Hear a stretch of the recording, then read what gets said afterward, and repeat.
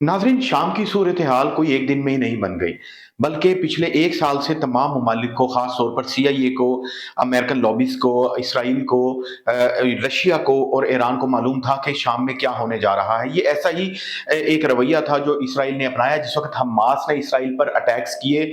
Israel ने इसको पूरा मौका दिया इनिशिएट करने का, और उसके बाद इसराइल ने वापस हमला करके ना सिर्फ़ गज़ा से मुसलमानों को बेदर्दी से बेदखल किया, बल्कि बेदर्दी से उनका कत्ल गारत भी जारी रखा। अब ये मरहला ये था कि इन मुसलमानों की आबादकारी कहाँ की जाए। इसराइल पहले ही ये प्लान बना चुका था कि किस वक़्त क्या करना है, या जैसे ही ईरान या कोई दूसरा ममालिक उस पे कोई हमला करेगा तो उसकी क्या स्ट्रैटेजी होगी। ख़ास तौर पर ये स्ट्रैटेजी हमें नज़र आई जब हमास ने इसराइल पे हमला किया और इसराइल ने उसको उसका जवाब देते हुए ना सिर्फ़ गज़ा के मुसलमानों के साथ नारवा सलूक किया, बल्कि इस वक़्त वो रिफ्यूजीज़ की हालत में हैं। इन रिफ्यूजीज़ की आबादकारी जो-सी है वो कहीं न कहीं अब की जानी है। इसके लिए कोई ऐसी लोकेशन चाहिए जहाँ पे आबादकारी की जा सके। लबनान में नहीं की जा सकेगी, वहाँ पे स्ट्राइक्स हैं। ज़ाहिर-सी बात है, गज़ा में तो अब दोबारा बिल्कुल नहीं की जा सकेगी। उसको मलिया-मेट कर दिया पूरे इलाके को इज़राइली फ़िज़ाइया ने बमबारी कर के। ये जो तमाम मामलात हैं पिछले 1 साल से तमाम दुनिया को मालूम थे। ईरान को पता था, रशिया को पता था, टर्की को पता था, लबनान को पता था, शाम के सदर बशार अल असद भी इससे वाकिफ थे। लेकिन इसके ऊपर कुछ मुज़ाकरात शुरू किए गए जिनको दोहा मुज़ाकरात का नाम दिया गया। इसके बारे में मैं अब आपको बताता हूँ। कतर के शहर दोहा के अंदर मुज़ाकरात का आगाज़ किया गया, जिसको इनिशिएट किया रशिया ने, ईरान ने और टर्की ने। दोहा की मंजूरी के साथ कतर भी इसमें शामिल था, और बशार अल असद को ये समझाने की कोशिश की गई कि ईरान क्योंकि वापस अब इस कंडीशन में नहीं है कि वो जंग लड़ सके, या अब हमास जो सा है वो भी काफ़ी हद तक उसको कमज़ोर किया जा चुका है। हिज़्बुल्लाह के साथ लड़ाइयाँ लबनान में और बाकी जगह पे जारी हैं। तो ये चीज़ें बशार अल असद को बराबर करवाने की कोशिश की गई दोहा मुज़ाकरात के अंदर, कि आप जो रिटेलिएट करने वाले ग्रुप हैं, जो बागी ग्रुप हैं, इनके साथ मुज़ाकरात करें और उन्हें मुज़ाकरात की टेबल पे ले आएँ। लेकिन बशार अल असद के शायद उसको फ़हम-ओ-गुमान में ये था कि ये जो मेरी फ़ौज है ये जंग लड़ेगी और इन बागियों को दूर कर देगी, मार भगाएगी, जो पिछले 6 साल से चल रहा था। लेकिन ये जो बागी थे वो ये तगड़े होते जा रहे थे, क्योंकि इनको सपोर्ट हासिल थी। सबसे ज़्यादा इनको सपोर्ट मिल रही थी टर्की से, सीआईए से, इनको इसराइल से मिल रही थी, इनको ऐसे ममालिक से सपोर्ट मिल रही थी, नेटो ममालिक से इनको सपोर्ट मिल रही थी इसको यानी कि इन मामलात को मैनेज करने के लिए।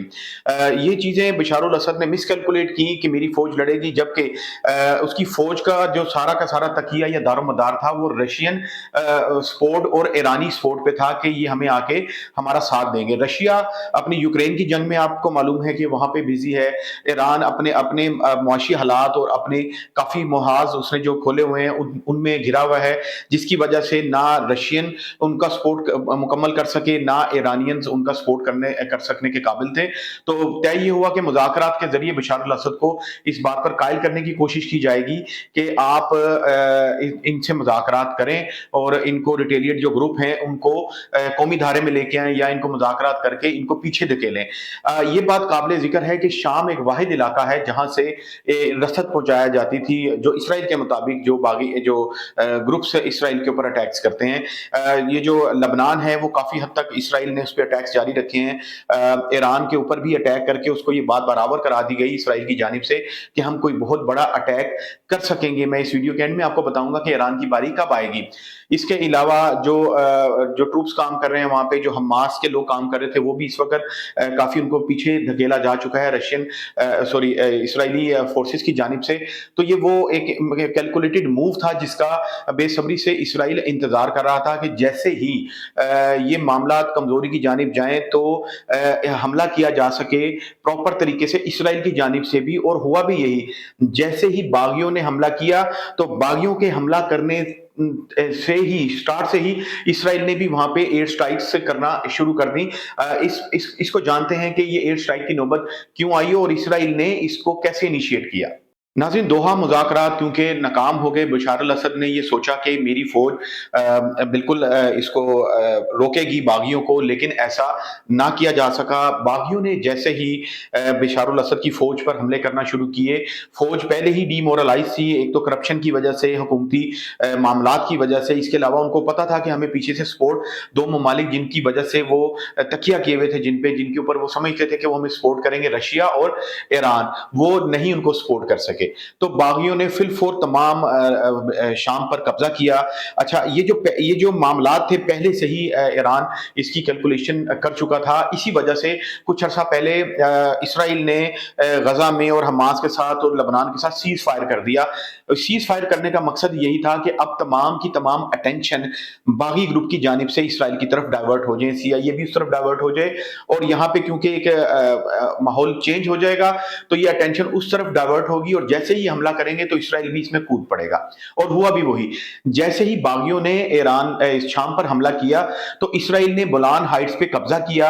अब वो हाइट्स है एक ऊंचा मुकाम है, वो भी उनकी गिरफ्त में है इस वक्त इसराइल की। और इसराइल ने दूसरा काम ये किया कि हम शाम की जितनी भी एयरफील्ड्स हैं उनको 80% एयरफील्ड्स को तबाह कर दिया। कल तक की इतलात के मुताबिक 408 लोकेशंस जो सी हैं, तनसीबात, बड़ी तनसीबात, वो शाम की तबाह कर दी गई हैं। और इसराइल का ये कहना है कि ये वापस अब हम इनको बिल्कुल नहीं खड़ा होने देंगे। और ये जो हमला किया गया, इसके बाद ये भी बात समझ में आती है कि इसराइल ने जो पीछे मैंने शुरू में आपको बताया कि एक लॉबिंग की थी कि जो गजा के जो मुसलमान जिनको रेफ्यूजीज बना दिया गया, जिनको बेदखल किया गया गजा की पट्टी से, उनकी आबादकारी कहाँ की जाए। तो शाम वो वाहिद जगह है जहाँ पे गजा के मुसलमानों की आबादकारी की जा सकती है लबनान में अभी, क्योंकि हिजबुल्लाह मुतहरिक है। तो ये वो वाहिद जगह है जो कि अब यहाँ पे इसराइल के कंट्रोल के साथ यहाँ पर इनकी आबादकारी की जाएगी। तो ये जो ग्रुप्स ने हमला किया, इसको पूरी सपोर्ट हासिल थी नेटो की, इसको पूरी सपोर्ट हासिल थी कतर की, इसको पूरी सपोर्ट हासिल थी टर्की की, इसको पूरी सपोर्ट हासिल थी इसराइल की, अमेरिकन सीआईएस की, ये तमाम इनको सपोर्ट हासिल थी। और ईरान इसमें बिल्कुल कुछ नहीं कर सकता था। उसकी वजह सिर्फ यही थी कि हिजबुल्लाह भी पीछे हट चुका है इस वक्त, हमास भी कदरे बैकफुट पे है, और इसराइल ने जो कुछ अरसा पहले से लगातार स्ट्राइक कर करके इनके जो लीडरान को शहीद किया, उनको मारा, ईरान के मुसलमान लीडरान को जो कि जंगजू लीडरान थे, ये इन्हीं मकासद के हसूल के लिए ये तमाम मामला किए जा रहे थे, जो कि ग्रेटर इसराइल की तरफ इसराइल का एक कदम है, जो अब उसने इस शाम के अंदर जो हालात पैदा किए हैं। ये हालात अब मैं आपको बताता हूं अगले हिस्से में कि इस ईरान की इसकी बारी, इस रिजीम चेंज में ईरान कब किस नंबर पे आ सकता है, जो कि हालात बनते जा रहे हैं। नाजरीन, शाम पे जो हमले किए जा रहे हैं इसराइल की जानिब से, इसका मतलब इसराइल वहां पे अपना कंट्रोल हासिल करेगा। लेकिन माजी में भी देखा गया कि अगर किसी बागी ग्रुप को हुकूमत बनाने का मौका दिया जाए या हुकूमत में वो आ जाए किसी भी तरीके से, जैसे ईरान हमारे पड़ोसी मुल्क अफगानिस्तान में हुआ, तो वो कोशिश ये करती है कि अपने हालात बेहतर करे बाकी ममालिक से और अपनी हुकूमत को तवातल के साथ जारी रखे। तो बागी भी मुस्तकबिल में ऐसा ही करेंगे डेफिनेटली, कि वो उन ममालिक के साथ राब्ता करेंगे और उन ममालिक के साथ राब्ते में रहेंगे, चाहे वो रशिया हो, चाहे वो ईरान हो, चाहे वो इसराइल है, या चाहे नेटो है। लेकिन पहली सपोर्ट उनकी इसराइल की तरफ ही नजर आएगी, और डेफिनेटली इसराइल जिन जिन जगहों पे कब्जा करता जा रहा है वो उनको छोड़ेगा नहीं। अब क्योंकि ये रजीम चेंज का एक ऑप्शन तो हो चुका, अब इसराइल ईरान को भी नहीं छोड़ेगा। इसराइल के जो नेतन्याहू हैं, इनके जो लीडर हैं, इसराइल के सदर, इन्होंने पहले ही कहा था, वजीर आजम, इन्होंने पहले ही कहा था कि हम शाम की जानिब जाएंगे, और उन्होंने ऐसा किया भी। अब ये ईरान की तरफ जब आएंगे तो उसमें तकरीबन 1 से 2 साल लग सकते हैं, जब तक कि इसराइल के अंदर, जब तक शाम के अंदर कोई ऐसी हुकूमत ना आ जाए जो कि कंट्रोलेबल हो। जैसे कि आपने इराक में देखा कि इराक को कैसे इन्होंने डिफंक्शनल किया, और डिफंक्शनल स्टेट इस वक्त इराक है, और अपनी मर्जी के जो पपिट्स हैं वो वहां पे उनके जरिए हुकूमत कराई जाती है। इसी तरह ही शाम में भी ऐसे ही हालात पैदा होंगे, और ईरान की बारी तकरीबन 1 से 2 साल के अंदर, आप देख लें कि मैक्सिमम 2 साल और मिनिमम 1 साल के अंदर इसको ये इसराइल जाएगा ईरान की तरफ। उसकी खास वजह भी है, ये रजीम चेंज होना ईरान की अपनी जानिब से भी मुमकिन नजर आता है। ईरान की इकोनॉमिक कंडीशन जो सी है अमेरिकन सैंक्शंस की वजह से वो बहुत बुरी है, खास तौर पर जो कि इनके जो सुप्रीम लीडर हैं, जो अब वो चाहते हैं कि उनका बेटा आने वाला सुप्रीम लीडर बने। अवाम के अंदर रिटेलिएशन शुरू हो جائے گی، بلکہ کافی حد تک ہے بھی کہ ڈیفینیٹلی جب آپ کوئی ملک آپ سب سے پہلے اکانومی کی وار ہوتی ہے۔ اکنامکلی اگر کوئی ملک سروائیو نہ کر پائے، اپنا تیل نہیں بیچ پا رہے، وہ اپنی پروڈکٹس نہیں بیچ پا رہے، تو پیسہ نہیں ہے، تو ڈیفینیٹلی وہاں پہ معاشی حالات بھی بہتر نہیں ہوں گے، وہ فیسلٹیز وہ نہیں اویل کر سکتے جو دنیا کے دوسرے ممالک اویل کر سکتے ہیں۔ تو وہاں کی عوام بھی یہ چاہے گی کہ ہمیں بھی فری کیا جائے، ہمیں بھی اس چیزوں کی سروسز کے ساتھ انوالو کیا جائے، ہمیں بھی بزنس کرنے دیے جائیں۔ اسی وجہ سے یہ اسرائیل اب جو اپنا سارا فوکس ہے وہ جیسے ہی شام سے ختم کرتا ہے تو پھر یہ موو کرے گا ایران کی جانب، اور یہ رجیم چینج جو اصل regime change Pakistani regime change کی طرح نہیں، جو اصل رجیم چینج جو نیٹو کرتی ہے، جو سی آئی اے جو اسرائیلی کرتے ہیں، یہ گریٹر اسرائیل کی جانب یہ اصل رجیم چینج کا کی طرف یہ گامزن ہوں گے۔ ویڈیو کے آخر میں آپ کو بتاؤں گا کہ اب شام کے اندر کیا حالات ہوں گے اور کیسے چیزوں کو وہاں پہ اب مینج کیا جائے گا۔ ناظرین، شام کے اندر اب جو آنے والی حکومت ہوگی، جیسے میں پیچھے بتا چکا ہوں کہ پپٹ حکومت ٹائپ آپ جس طرح عراق میں ہے ویسے ہی آپ کہہ سکتے ہیں۔ ان کے جو 28 کے قریب گروپس ہیں جو وہاں پہ جنگجو گروپس ہیں جو لڑ رہے ہیں، جن میں جو بڑے گروپس ہیں ڈیفینیٹلی وہ حکومت بنا چکے ہیں، اور جو چھوٹے گروپس ہیں ان کو تائید حاصل رہے گی اسرائیل کی، تاکہ اگر یہ بڑے گروپ جو میں نے پہلے بتایا تمام ممالک سے، دوسرے جو دشمن یا دوست ممالک ہیں ان سے تعلقات اسٹیبلش کریں گے، تو ان کے پاس پیچھے ایسے گروپس ہونے چاہیے جو کہ ان کو سکرو اپ ٹائٹ کرنے کے لیے کام آئیں۔ تو یہ اسی طرح ہی معاملہ چلے گا، یہ ایک وقت آنے کے ساتھ ساتھ یہ چیزیں سیٹل ہوں گی، وہ گروپس بھی بعد میں حکومت کا حصہ بنیں گے۔ جیسے افغانستان میں چیزیں مینج ہوئی، شروع میں ایک گروپ تھا، اس نے بہت زیادہ ریٹیلیٹ کیا، بہت زیادہ یعنی کہ لڑائی ہوئی، اس کے بعد وہ چیزیں ٹھنڈی ہو گئی اور آج افغانستان میں ایک حکومت چل رہی ہے۔ اسی طرح ہی جو وہاں کی حکومت ہوگی، لیکن وہ تابع ہوگی یورپ کے، وہ سوری اسرائیل کے، وہ تابع ہوگی نیٹو کے، سی آئی اے کے۔ تو ایک تو یہ امپیکٹ یہاں پڑے گا، دوسرا امپیکٹ یہ پڑے گا اسرائیل جن چیزوں پہ قبضہ کر لے، پھر اس کی بلکہ حتمی کوشش یہی ہوتی ہے کہ ماضی میں بھی یہی دیکھا گیا کہ وہ علاقے وہ جلدی چھوڑتا نہیں بلکہ چھوڑتا ہی نہیں ہے۔ تو اس کے علاوہ وہاں پہ رشیا کے جو ایئر فیلڈز ہیں، رشیا بھی چاہے گا کہ آنے والی جو حکومت ہے ان سے تعلقات بہتر کیے جائیں۔ اس کی وجہ یہ ہے کہ رشیا نے جو دوحہ مذاکرات کی اس میں بڑا بھرپور کردار ادا کیا کہ کسی طرح یہ باغی گروپ کے ساتھ ان کے مذاکرات کیے جا سکیں، کیونکہ رشیا کو بھی پتا تھا کہ باغی گروپ کو جو سپورٹ مل رہی ہے، جو انہوں نے سیز فائر کیا تھا اور ساری اٹینشن ڈائیورٹ کی سی آئی اے نے اور اسرائیل نے ان گروپس کی طرف، باغی گروپ کی طرف، اس کی وجہ سے وہ زیادہ پاورفل ہو چکے تھے۔ تو رشیا کو معلوم تھا کہ یہ ہونا ہی ہے، اور انہوں نے بھی ڈیفینیٹلی اپنے ایئر فیلڈز دیکھیں گے وہ کیسے اس کو مینج کر سکتے ہیں، اور بلکہ باغی گروپ ایران سے بھی غالباً رابطہ کر سکتے ہیں، کیونکہ ایران نے بھی بہت سپورٹ کی تھی بشار الاسد کو یہ سمجھانے میں باغی گروپس کی کہ ان کے ساتھ مذاکرات کریں۔ اس کے علاوہ اب یہ بھی آپ دیکھ سکتے ہیں کہ انٹرنیشنل میڈیا جو سا ہے وہ اس وقت جو بشار الاسد ہے اس کو ایک ولن بنا کے مکمل طور پر پیش کر رہا ہے، اس کی جیلیں، اس کی گاڑیوں کے شو روم، اس کے محلات، سب کچھ۔ اور اس کے علاوہ جو باغی گروپس ہیں ان کو اس وقت ہیرو بنا کر انٹرنیشنل میڈیا پہ ایچ ٹی کے نام سے جو گروپ ہے، ایچ ٹی ایم جو بھی ہے،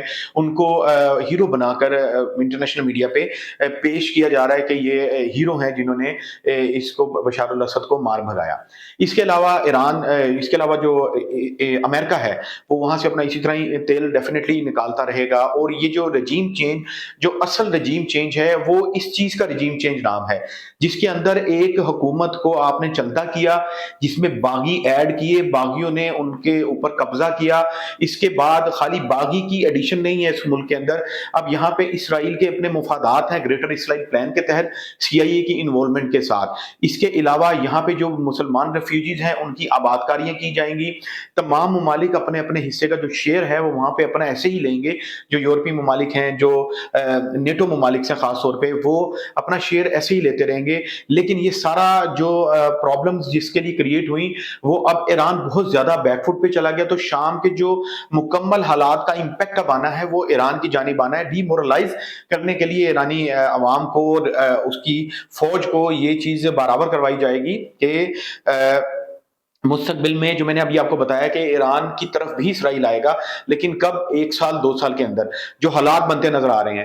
تو یہ بات برابر کرائی جائے گی کہ یہ ایران کی فوج نہیں لڑ سکے گی، ایران کے پاس جوہری ہتھیار نہیں ہے، سخت نہیں ہے اب اس کی کہ وہ جوہری ہتھیار کا حصول ممکن بنا سکے معاشی حالات اور سینکشنز کی وجہ سے۔ تو یہ تمام معاملات تھے شام کے جو میں نے آپ کو اس اپنے پہلے ویڈیو کے حصے میں بتائے۔ میں اگلے جو جیسے جیسے حالات ڈیولپ ہوتے رہیں گے مشرق وسطیٰ کے، میں اس کے بارے میں آپ کو ساتھ ساتھ آگاہی دیتا رہوں گا۔ امید کرتا ہوں کہ آپ کو ویڈیو پسند آئی ہوگی، اپنے کمنٹس ضرور دیجیے گا، ویڈیو کو لائک کیجیے گا، چینل کو سبسکرائب کیجیے گا۔ آپ کے کمنٹ سے کافی کچھ سیکھنے کا موقع ملے گا، اور آپ اگر کچھ اس کے بارے میں مزید کچھ چیزیں جان رہے ہوں چاہ رہے ہوں گے کہ اس کے بارے میں آگاہی دی جائے، تو اس پہ بھی ایک نیا ویڈیو آپ کو بنا کے آپ کے لیے پیش کیا جائے گا۔ شیخ وسیم کو اجازت دیجیے گا، اپنا خیال رکھیے گا۔ اللہ حافظ۔